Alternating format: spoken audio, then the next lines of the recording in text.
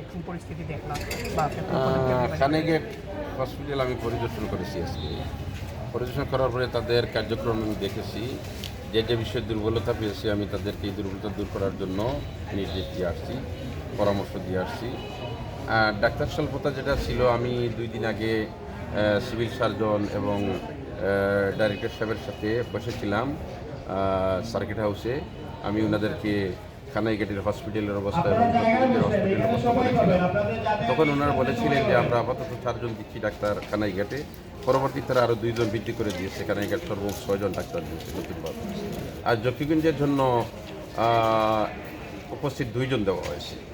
হ্যাঁ, জকিগঞ্জের জন্য 2 জন দেওয়া হয়েছে। তবে আমি বলেছি যে 2 জন আমরা পর্যাপ্ত না, আমাদের দুর্গম এলাকা দূর সিলেট জেলা শহর থেকে আমাদেরকে ডাক্তার আরও বৃদ্ধি করার ব্যবস্থা করেন। এইটা আমি প্রস্তাব রেখে আসছি এবং শুধু প্রস্তাব রেখে আসি নাই, আমি এর পিছনে আরও কিছু নাড়াচাড়া করবো যাতে করে ডাক্তার আরও বৃদ্ধি করা যায়।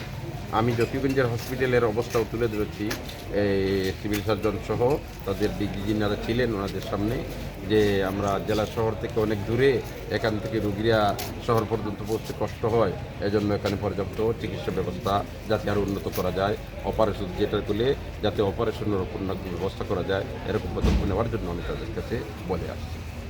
ঠিক আছে, ধন্যবাদ। ধন্যবাদ।